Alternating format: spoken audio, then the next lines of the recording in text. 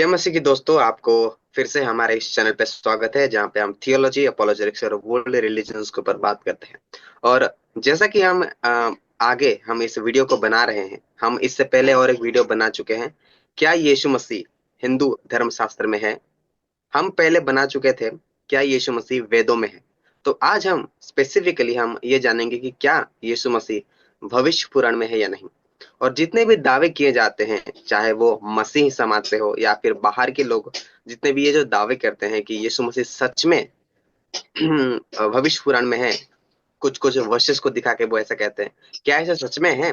तो इसको हम जानेंगे, और इसको जानने के लिए हमारे साथ एक प्यारे अतिथि हमारे साथ जुड़े हैं, जो कि एक पीएचडी होल्डर है क्वांटम न्यूक्लियर फिजिक्स में, डॉक्टर जॉनसन से पहले हमें इसमें गाइड करेंगे। जी सर। मुझे खुशी है आकाश कि तुमने मुझे इस इंटरव्यू के लिए निमंत्रित किया। हिंदुओं के धर्म ग्रंथों में मेरी रुचि जब मैं 9th में पढ़ता था तब से है। 9th का मतलब है 1968 से। और ये रुचि इसलिए भी थी कि उस जमाने में संस्कृत हमारा सेकंड लैंग्वेज था। और एक बार मैंने अपने एक सीनियर से कहा कि आपके वेदों में तो प्रभु यीशु के बारे में कहा गया है। दरअसल मेरे हाथ में एक पर्चा पड़ गया था जीएलएस का पब्लिश किया हुआ, जिसका नाम टाइटल है बलिदान। उसमें उन्होंने बताया है कि प्रभु यीशु के सूली पर बलिदान के 9 चिन्ह ऋग्वेद में मिलता है। तो मैं तो बहुत खुश हो गया। मैंने अपने सीनियर को दिखाया। सीनियर काफी बड़ा इंटेलेक्चुअल था। एवेंचुअली मेरे वो सीनियर भाई साहब जवाहरलाल नेहरू यूनिवर्सिटी में हिंदी भाषा के प्रोफेसर बन गए। उनका नाम पुरुषोत्तम अग्रवाल है। अब वो रिटायर हो चुके हैं। पुरुषोत्तम एक अच्छा वेदांत का विद्यार्थी भी था। पुरुषोत्तम भाई साहब ने मुझसे कहा कि जॉनसन, ये सब बकवास है। तुम संस्कृत जानते हो और ग्वालियर शहर में तो हिंदुओं के सारे ग्रंथ आसानी से उपलब्ध है। तुम उन सबको पढ़ के मुझे बताओ कि ऋग्वेद में ये कहाँ है। मैं सुन के चकरा गया। उसी दिन मैंने जाके हमारा जो बड़ा बाजार है वहां से ऋग्वेद की एक कॉपी खरीदी, जो संस्कृत और हिंदी में है। और ऋग्वेद को आदि से लेकर अंत तक पढ़ा और देखा कि उसमें प्रभु यीशु के बारे में कहीं कुछ भी नहीं है। फिर बलिदान नाम का जो ट्रैक्ट है उसको उठा के दोबारा देखा तो एक बात नोट की कि हम मसीही लोग जब भी प्रभु के वचन से कोई भी पद बोलते हैं तो उसका रेफरेंस जरूर देते हैं। तो एक मसीही ने बलिदान नाम का जो ट्रैक्ट लिखा है उसमें रेफरेंस ही नहीं है।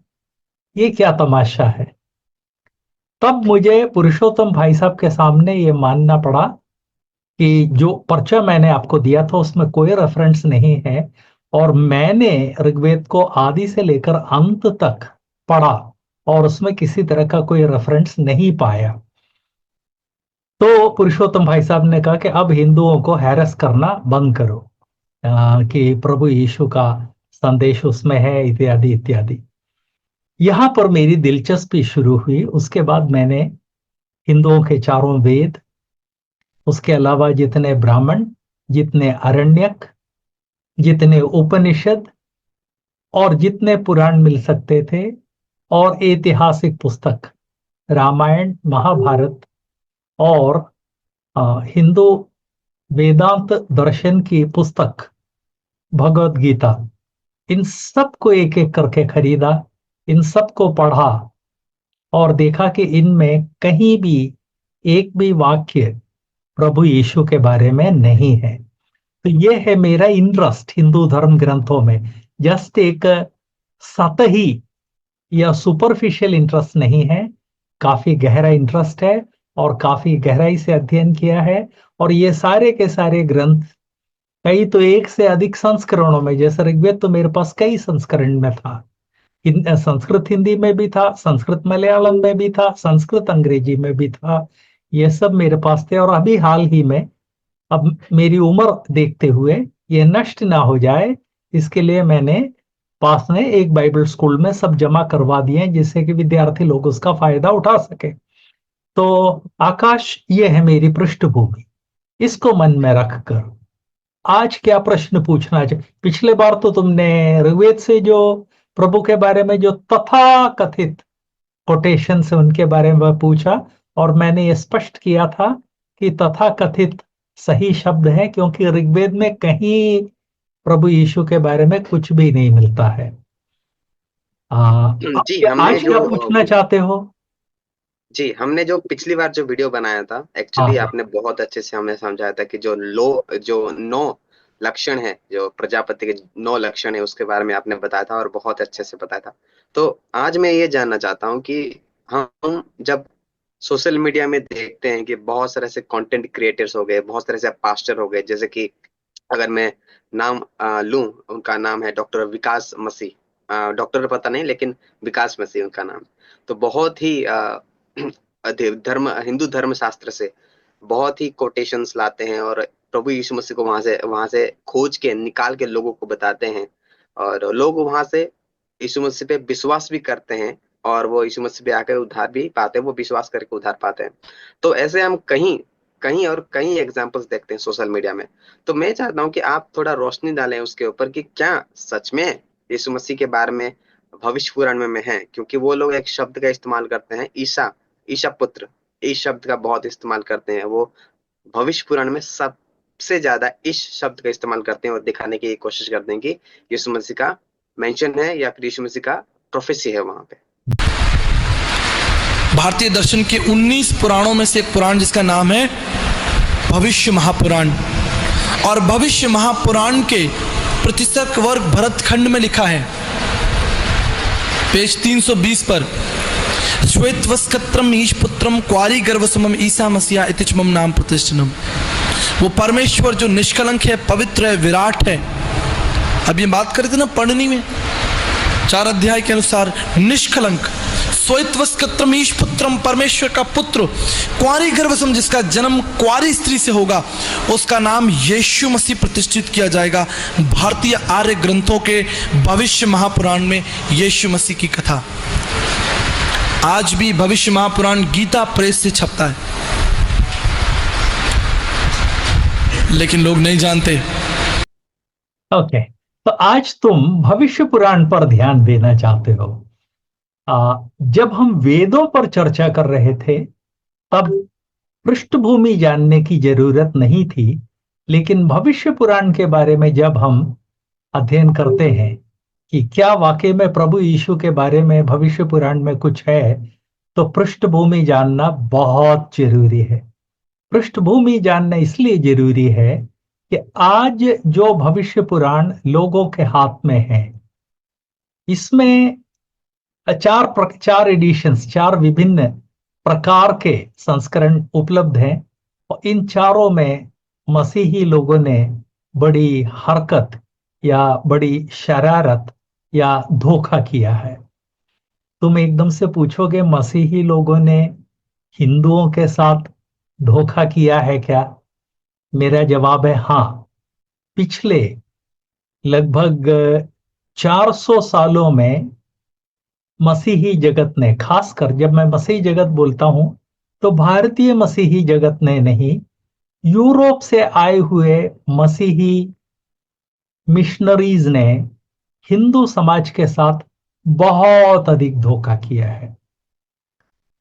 अफसोस यह है कि मसीही जगत इस बात को नहीं जानता है। अब समय आ गया है कि हम, यूरोपीय मिशनरीज ने हमारे देश के हिंदू भाई बहनों के साथ और हमारे साथ भी जो धोखा किया है वो लोगों के सामने लाया जाए।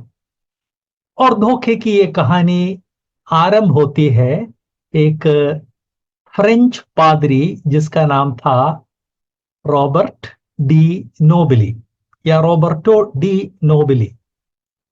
1600 में ये इटली से हिंदुस्तान आया था। हम जानते हैं कि इटालियन का मतलब है यूरोपियन। मजे की बात यह है कि रॉबर्टो डी नोबिली जब हिंदुस्तान में आकर जहाज से उतरा तो सन्यासियों की वेशभूषा में, यूरोपियों के वस्त्रों में नहीं, सन्यासियों की वेशभूषा में उतरा।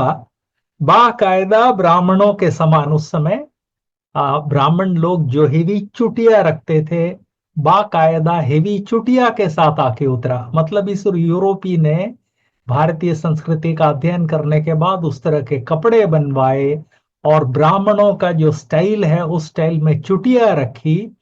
और जब वो हिंदुस्तान में आके उतरा तो सिर्फ खड़ाऊ पहनता था, सन्यासी लोगों के समान।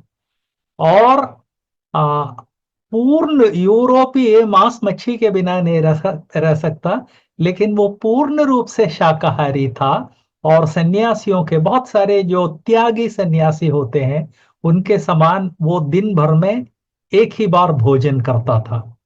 खासकर जैनियों के कई सन्यासी हैं, वो दिन में एक ही बार भोजन करते हैं। तो डी नोबली भी एक ही बार भोजन करता था। बाकायदा वो माथे पर चंदन का लेप लगाता था और जहां भी जाता था अपने आप को सन्यासी कहलाता था तो वो यूरोपीय प्रीस्ट, लेकिन वो अपने आप को सन्यासी कहलाता था। यूरोपी यूरोपियन लोगों के साथ वो किसी तरह से संसर्ग में नहीं रहता था। और चूंकि वो आया तमिलनाडु में तो इसलिए सिर्फ तमिल भाषा बोलता था, अंग्रेजी में नहीं बोलता था। इस तरह से हिंदुओं के साथ छल आरंभ हुआ 1600 में। मैं एक चीज और बताना चाहता हूं कि लगभग इसी समय फ्रांस से आए हुए तमाम पादरियों ने इसी तरह का छल खेला। वे लोग सिर्फ गेरुए वस्त्र पहनते थे, जैसे नोबली पहनता था, गेरुए वस्त्र पहनते थे और अपने आप को सन्यासी ही कहकर संबोधित करते थे। देखिए, यदि हिंदुस्तान के प्रति समर्पण के कारण कोई व्यक्ति गेरुआ वस्त्र पहनता है तो उस पर किसी को कोई आपत्ति नहीं होनी चाहिए, लेकिन ये हिंदुस्तान और हिंदुस्तान की संस्कृति के प्रति समर्पण के कारण नहीं, हिंदुस्तानियों को धोखा देने के लिए ये छद्म वेश पहना था। छद्म वेश में जब रॉबर्ट डी नोबली हिंदुस्तान आया और जब उसने लोगों का ध्यान आकर्षित कर लिया, तब उसने लोगों को बताया कि हिंदुओं के कुल मिलाकर 5 वेद हैं। हम सब जानते हैं, सब भारतीय लोग जानते हैं कि वेद सिर्फ 4 हैं। इवन जो हिंदू नहीं है, मैं तुम हम भी जानते हैं कि वेद तो सिर्फ 4 है। नोबली ने कहा नहीं नहीं नहीं, एक 5वां वेद भी है जो लुप्त हो गया है और इसका नाम है यजुर्वेदम या यसुर्वेदा, कुछ कुछ प्रभु यीशु के नाम से मिलता जुलता। और उस बंदे ने यसुर्वेदा की कॉपियां सब जगह हिंदुस्तान में बांटी, जिससे कि लोग इस 5वें तथा कथित 5वें वेद को वेद के रूप में स्वीकार करें। इसमें एक सर मैं एक सवाल पूछना चाहता हूँ यहाँ पे। हाँ, क्या ऐसा कोई भी व्यक्ति यहाँ पे खड़ा नहीं हुआ इसको डिफेंड करने के लिए या फिर इस झूठ को एक्सपोज करने के लिए कि नहीं 4 वेद ही है, 5 वेद नहीं है, चाहे वो हिंदू की तरफ से हो या फिर क्रिश्चियंस भी? ऐसा कोई नहीं था क्या? ये एक अच्छा प्रश्न है। क्रिश्चियंस तो ये यूरोपियों के दबाव में मुंह नहीं खोलते थे। आज भी अंग्रेज को देखते हैं तो भारतीय मसीही समाज में लोगों की बोलती बंद हो जाती है यदि कोई अंग्रेज चर्च में आता है तो मैं 1600 की बात कर रहा हूं, जब हम गुलाम थे तो भारतीय मसीही समाज में तो कोई नहीं बोलता था। हिंदू समाज में कुछ लोगों ने इसका विरोध किया, लेकिन एक बात याद रखना कि हम लोग गुलाम थे, हम लोग यूरोपियों के गुलाम थे और इसलिए हमारी बोली वहां पर कोई मायना नहीं रखती थी। और इसलिए इधर उधर 2-4 लोगों ने विरोध जरूर किया, लेकिन वो जो सफेद चमड़ी का असर है वो लोग तो मालिक थे। तो इस कारण जिस तरह से या जिस लेवल पर विरोध होना था उस तरह नहीं हुआ। तो ये जो तथाकथित मतलब झूठा 5वां वेद जो ये अंग्रेज लेकर आया था, इसमें एक बियाक और चामुंडो के बीच में बातचीत है। और इसमें चामुंडो जो है वो बहुदेवतावाद के प्रचार के लिए अफसोस जाहिर करता है। एक्चुअली हम जानते हैं कि हिंदू लोग बहुत बहुदेवतावाद में विश्वास करते हैं। 33 करोड़ देवी देवता हैं। उसका विरोध करने के लिए इन्होंने अपने वेद में जो है इसको जोड़ दिया, ये फर्जी वेद में। इसी फर्जी वेद में बाइबल में ईश्वर की जो कल्पना की गई है उसी तरह की बातें ईश्वर के बारे में कही गई है। हमें ये बात अच्छी तरह से जान लेनी चाहिए कि आ, ईश्वर के बारे में जो हिंदू जो अवधारणा है वो मसीही अवधारणा से बिल्कुल विपरीत है। परब्रह्म हिंदुओं में सनातन है, बाइबल में भी परमेश्वर सनातन है। लेकिन एक बात याद रखना कि बाइबल में परमेश्वर एक व्यक्ति है, जबकि हिंदू धर्म में परमेश्वर एक व्यक्ति नहीं है। तो हिंदुओं के ऊपर मसीही विश्वास को थोपने के लिए ये जो छद्म वेद है इसमें इसने ईश्वर के बारे में मसीही विश्वास को लिखा। उसके अलावा बाइबल को प्रमाणित करने के लिए प्रथम पुरुष जो है उसका नाम दे दिया आदिमो। पहली स्त्री को नाम दे दिया प्रकृति, जिससे कि हिंदू लोग इस कहानी को जल्दी से ग्रहण कर ले। भारत में कुछ लोगों ने इसका विरोध किया। भारत में यूरोपियों का जो दबदबा था और उन्होंने जो दमन किया था, इसके बावजूद कई सारे लोगों ने अपने धर्म को जीवित रखा। इन लोगों ने विरोध किया लेकिन यूरोपियों के सामने इनकी एक ना चली। सारे पब्लिशिंग हाउस यूरोपियों के हाथ में थे, जो अनुसंधान पब्लिश करने वाले जर्नल यूरोपियों के हाथ में थे। तो इसलिए उस आदमी का ये नाटक चलता रहा। ये पृष्ठभूमि जानना जरूरी है आकाश, उसके बिना कोई व्यक्ति भविष्य पुराण को सही रीति से नहीं समझ सकता है। 1774 में पियरे सोनेरैट नाम का एक फ्रेंच पंडित था। उसने सबके पहले सबके सामने भंडा फोड़ दिया कि ये जो तथाकथित पांचवा वेद है ये एक बहुत बड़ी फॉर्जरी है। एक्चुअली पियरे सोनरैट अपने आप में एक बहुत बड़ा पंडित था, पूर्वी साहित्य का, पूर्वी देशों के साहित्य का। उसने क्या किया कि वो बाकायदा हिंदुस्तान आया, उन जगहों पर गया जहां पर रॉबर्ट डी नोबली ने प्रचार किया था। वहां जाकर लोगों से तमाम सारी बातें पूछी और पूछने के बाद उसको ये बात स्पष्ट हो गई कि ये तो बहुत बड़ा क्या कहना चाहिए धोखा है। और उसने वोएज और इंडे ओरिएंटालिस नाम का जो जर्नल है, रिसर्च पब्लिकेशन, उसमें अपना पेपर पब्लिश किया जिसमें उसने भंडा फोड़ा कि ये जो है सरासर धोखाधड़ी है, इस तरह का कोई पांचवा वेद नहीं है और ये एक नकली वर्क है और रॉबर्ट डी नोबली लोगों को धोखा दे रहे हैं। मैं उस जर्नल का नाम पुनः बताना चाहता हूँ। फ्रेंच जर्नल है वोएज ऑफ इंडे ओरिएंटलिस, मतलब इंडिया और पूर्वी देशों की यात्रा। उसमें उसने बताया कि ये किस तरह का धोखा है। तो इस पृष्ठभूमि को अच्छी तरह से याद रखना। इसका तुम्हें अनुमान था क्या कि मसीही जगत ने इस तरह से हिंदुओं के साथ धोखाधड़ी की है?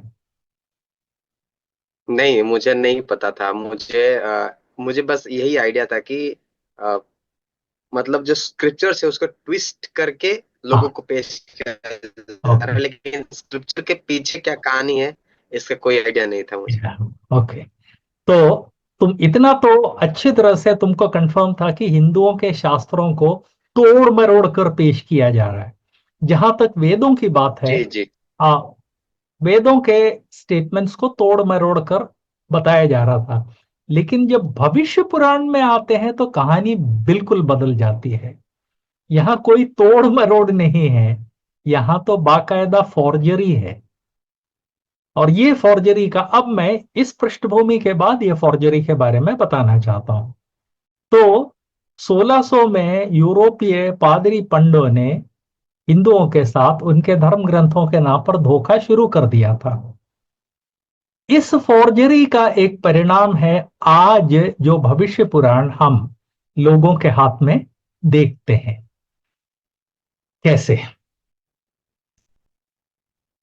1600 तक आते आते यूरोपीय लोगों ने भारत में हर चीज पर कब्जा कर लिया था।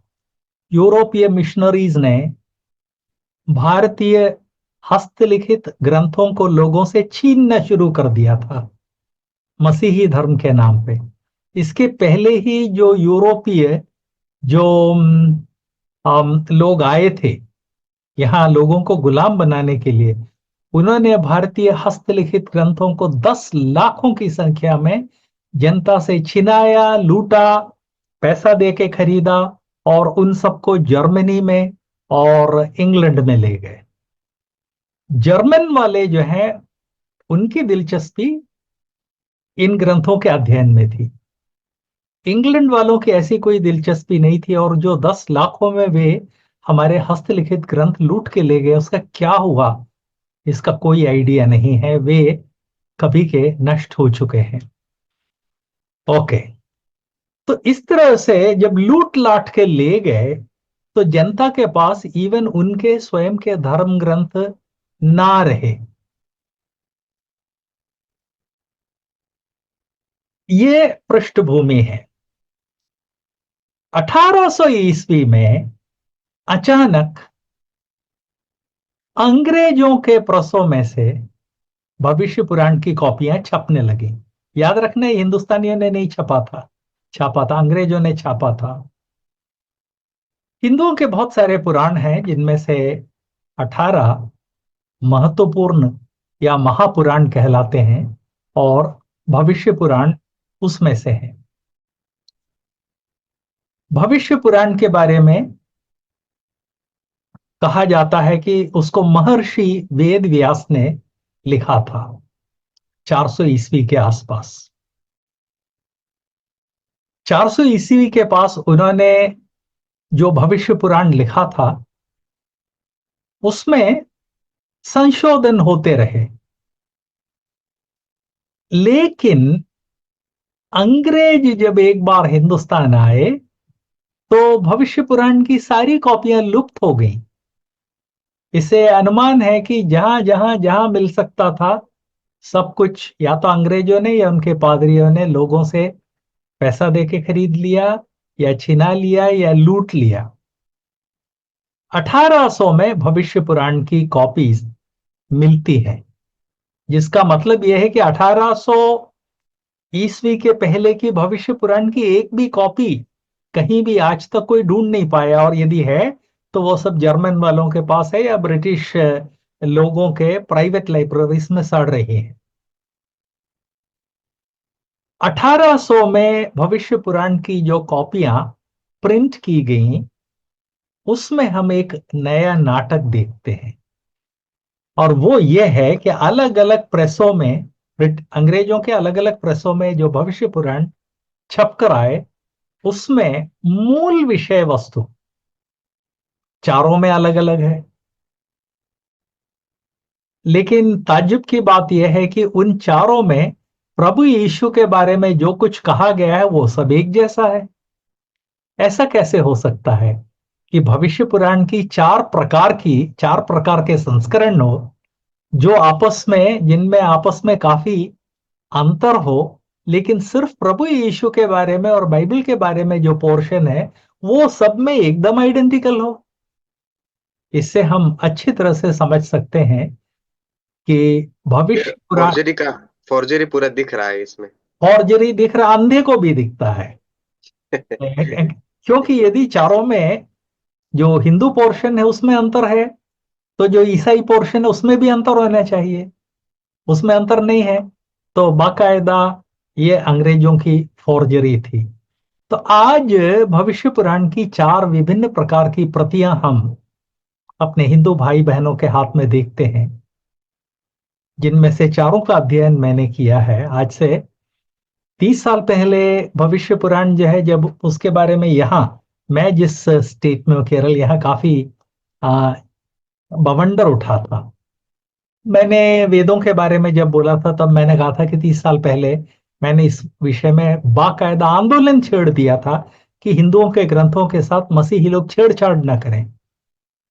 जिस तरह से हम नहीं चाहते कि अन्य लोग छेड़छाड़ करें, अन्य लोग भी चाहते हैं कि हम उनके ग्रंथों का आदर करें और उनके साथ छेड़छाड़ न करें।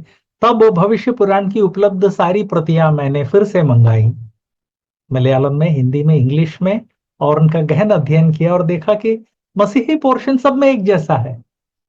ऐसा कैसे हो सकता है? साफ बात है कि यूरोपीय लोगों ने हिंदुओं के भविष्य पुराण को उठाकर उसमें काफी कुछ प्रभु यीशु के नाम से सरका दिया और उसको प्रिंट करके लोगों को दे दिया, ये तुम्हारा ग्रंथ है, तुम्हारा ग्रंथ है। और आज ये ऐसे मसीही नालायक हैं जिन्होंने इस पृष्ठभूमि को समझे बिना इसमें से उदाहरण लेना शुरू किया। तो यूरोपीय धोखेबाजों ने जो सोचा था वो आज हो रहा है। धोखेबाजों ने सोचा था कि हिंदुओं के ग्रंथ से प्रभु यीशु के बारे में बातें कहलवाई जाएं, और आज कह रहे हैं लोग बिना ये समझे कि ये सब तो धोखाधड़ी है, और वो भी ईसाइयों की धोखाधड़ी है। इस बात को समझना बहुत जरूरी है। तो तुमने कहा कि कंटेंट क्रिएटर्स, जो लोग बाइबल के बारे में लेक्चर देते हैं, उत्तर भारत में इस तरह के कई सारे लोग हैं जो भविष्य पुराण से प्रभु यीशु के बारे में कोटेशन लेते हैं। लेकिन ये भविष्य पुराण में ये कोटेशन किसने? उन्हीं के तो भाई बंदों ने आज से 200 साल पहले उसमें घुसेड़ दिया था, और उसके बाद ये तुम्हारा ग्रंथ है कह के हिंदू उसके बीच में उनके हाथों में सरका दिया था।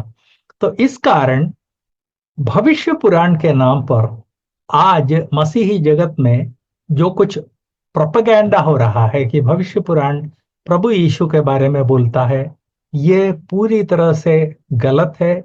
धोखाधड़ी के ऊपर जो है, धोखाधड़ी पर आश्रित है, और ये धोखाधड़ी हम ही लोगों ने हिंदुओं के साथ की है। मतलब हमारे भाई बंधुओं ने आज से 200 साल पहले की है। इसलिए भविष्य पुराण प्रभु यीशु के बारे में बिल्कुल नहीं बोलता है। और कुछ?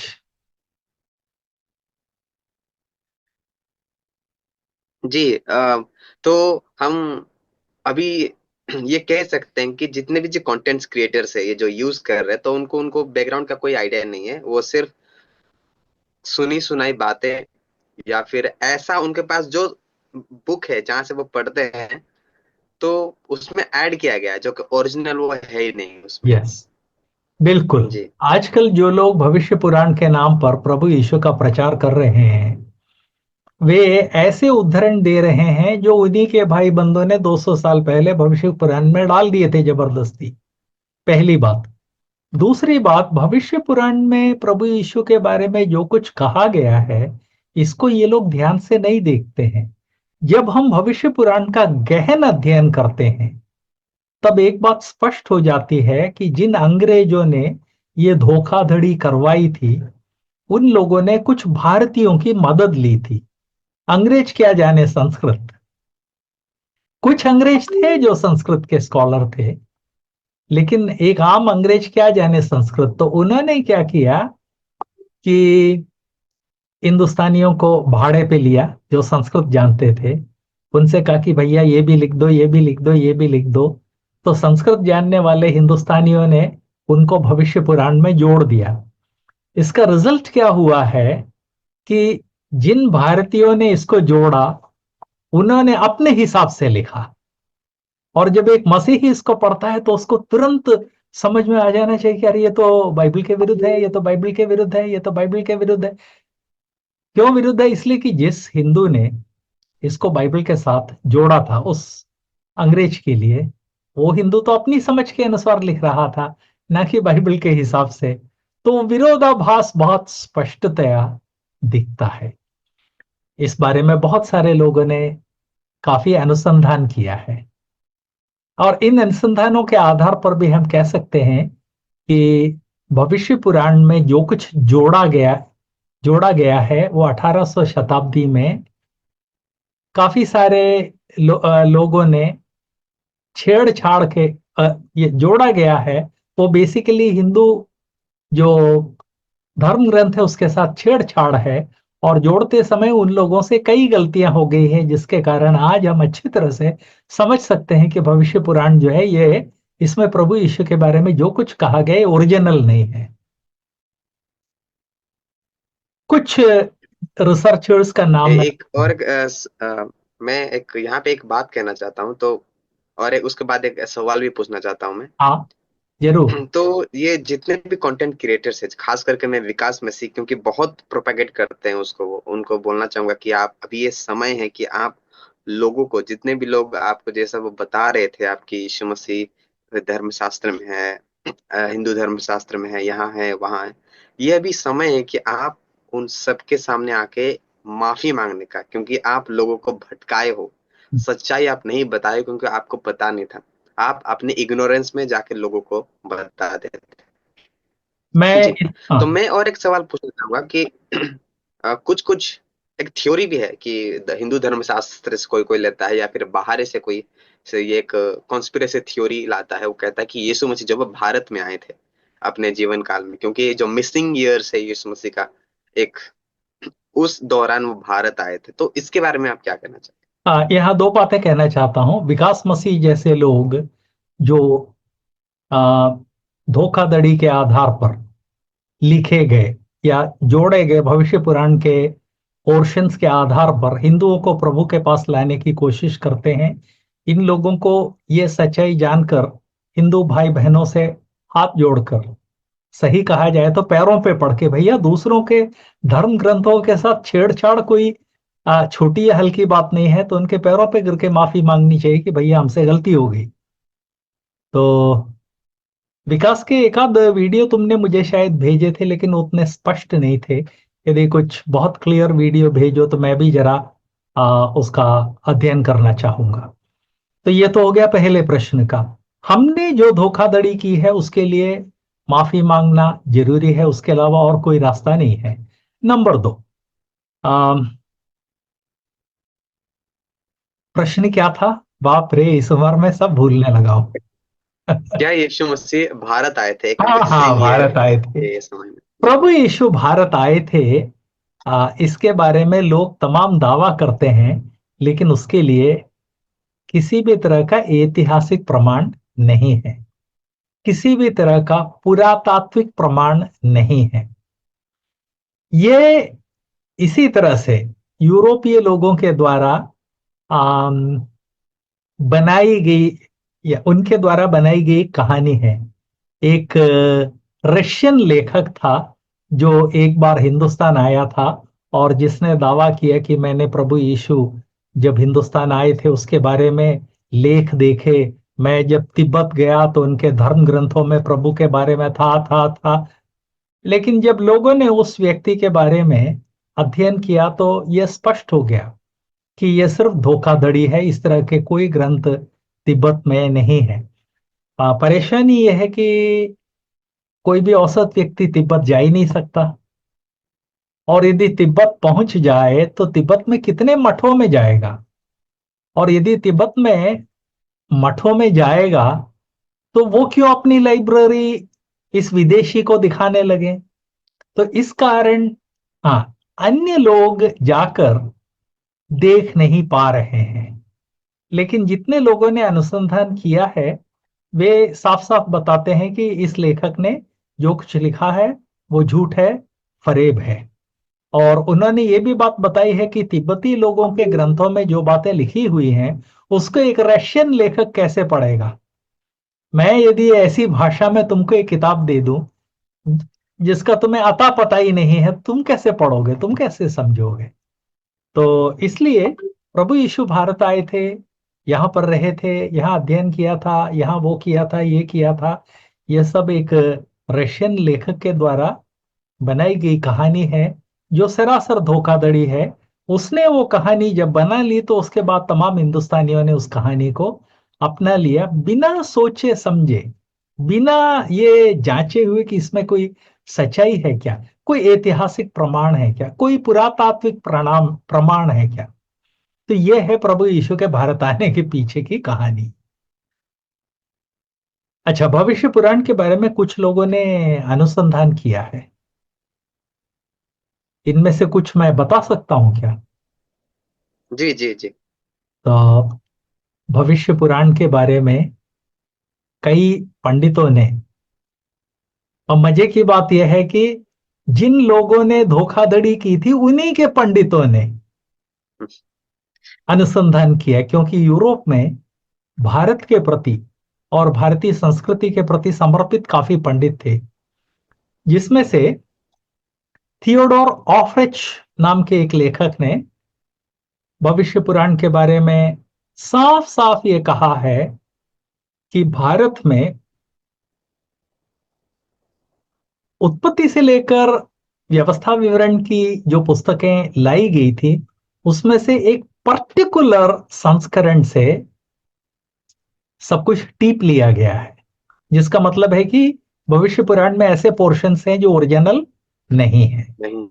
जी जी। उसी तरह से अल्फ हिल्टबेटल नाम के लेखक ने बहुत स्पष्टतया कहा है कि भविष्य पुराण में उत्पत्ति निर्गमन आदि से जो बातें बताई गई हैं, प्रभु यीशु के बारे में नहीं, उत्पत्ति निर्गमन से बातें बताई गई हैं, ये सब कुछ अरबी भाषा में जो कथा कहानियां हैं उत्पत्ति निर्गमन उसमें से टीप ली गई हैं या कॉपी कर ली गई हैं। ओके। उसी तरह से ग्लासर गुस्टाफ नाम के लेखक ने भविष्य पुराण के बारे में काफी डिटेल में लिखा है। इंडोलॉजिकल स्टडीज नाम का उनकी भाषा में उच्चारण इंडोलॉजिस्ट स्टडियन है, मैंने उसका अंग्रेजी बता दिया है। उसी तरह से हेलमुट हॉफमैन ने ईस्ट एंड वेस्ट नाम का जो पेपर है उसमें इन विषयों के ऊपर गहन अध्ययन करके इस बात का भंडाफोड़ किया है कि भविष्य पुराण में बाइबल से जो कुछ भी जोड़ा गया है ये सब धोखाधड़ी है, फरेब है, छल है। एक भारतीय पंडित बी गिरी स्वामी ने इस विषय पर काफी गहन अध्ययन किया है और गहन अध्ययन करने के बाद उन्होंने भी ये बात स्पष्ट की है कि 1800 में यूरोपीय पादरी पंडों ने ये पोर्शन भविष्य पुराण में जोड़ दिए थे। ये तो मैं ऑलरेडी बता चुका हूं कि भविष्य पुराण के 4 अलग अलग प्रकार के संस्करण मिलते हैं जिनके मैटर में आपस में सहमति नहीं है, लेकिन जब बाइबल की बात आती है तो बाइबल से जो कुछ लिया गया है वो सब एक जैसा है। और भी बहुत सारे रिसर्च पेपर्स हैं जो इस विषय पर प्रकाश डालते हैं। क्या प्रकाश डालते हैं, एक दो बातें और मैं बता दूं।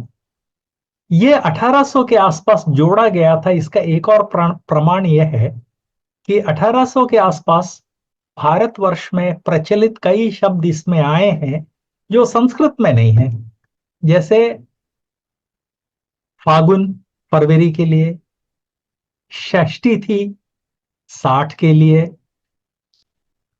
रविवार संडे के लिए। रविवार शब्द उस समय प्रचलित नहीं था।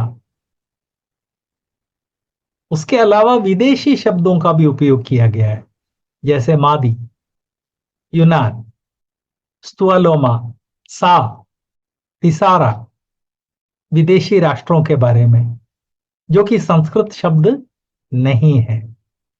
तो भविष्य पुराण जो है उसका सही अध्ययन किया जाए तो अंधा भी इस बात को समझ सकता है कि उसमें बाइबल संबंधित जो भी पोर्शन आते हैं इसे ईसाई पादरी पंडों ने बहुत ही चालाकी से छल के साथ भविष्य पुराण के अंदर सरका दिया है।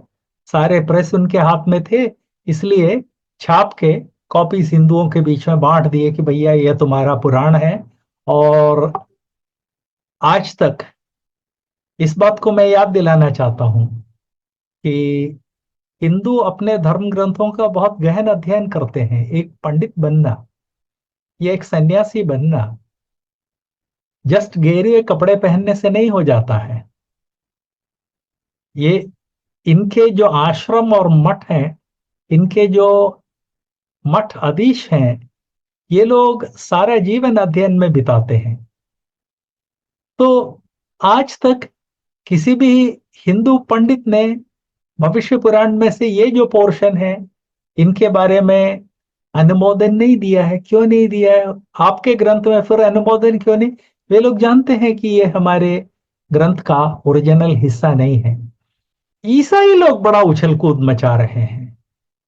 वो होता है ना कि बंदर के हाथ में गेंद मिल जाए और गेंद जैसे जैसे उछलती जाती है वैसे ही बंदर उससे ज्यादा उचकता है। मसीही जगत में ये हो रहा है और इसके ऊपर एक पूर्ण विराम लगाना जरूरी है।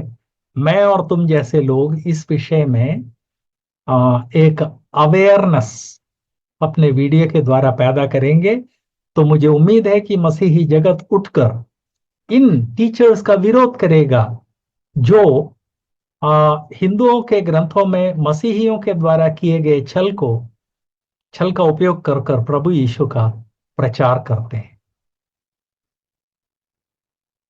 और कुछ? जी, बहुत अच्छे से आपने समझाया। तो मैं कंक्लूड करूंगा यहाँ पे और हाँ, कुछ बातें बता के। तो जैसे हमने एविडेंसेस को देखा, हमने देखा कि सिर्फ कोटेशंस लेना किसी बुक से काफी नहीं होता है।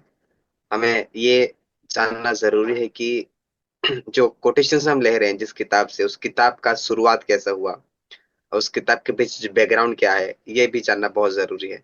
तो आपने बहुत अच्छे से समझाया कि ये फॉर्जरी है ईसाई लोगों का और कुछ कुछ लोगों का जो एक तरीका है था लोगों को ईसाई बनाने का, जो कि एक गलत तरीका था। बाइबल हमें ऐसा तरीका नहीं बताता है। बाइबल हमें सिर्फ कहता है सिर्फ और सिर्फ हम सुसमाचार प्रचार करना चाहिए, ना कि और किसी भी और तरीके का छल कपट वाला रास्ता अपनाना चाहिए। तो आपने बहुत अच्छे से समझाया, थैंक यू वेरी मच। और जितने भी लोग देख रहे हैं मैं उनको भी एनकरेज करना चाहूंगा कि इस तरह की झूठी शिक्षा में ना पड़े। आप खुद चेक कीजिए, उसको स्क्रूटिनाइज कीजिए, आपको उसके बाद पता चलेगा कि सच्चाई क्या है। तो प्लीज इस वीडियो को देखिए और लाइक कीजिए, कमेंट कीजिए और शेयर कीजिए और आखिर में सब्सक्राइब कीजिए। Thank you very much, God bless you.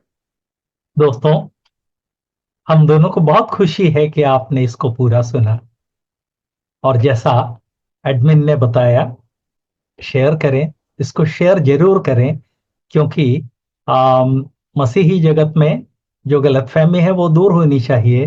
दूसरी ओर हमें अपने ही राष्ट्र के, अपने ही परिवार के लोगों के साथ छल नहीं करना है।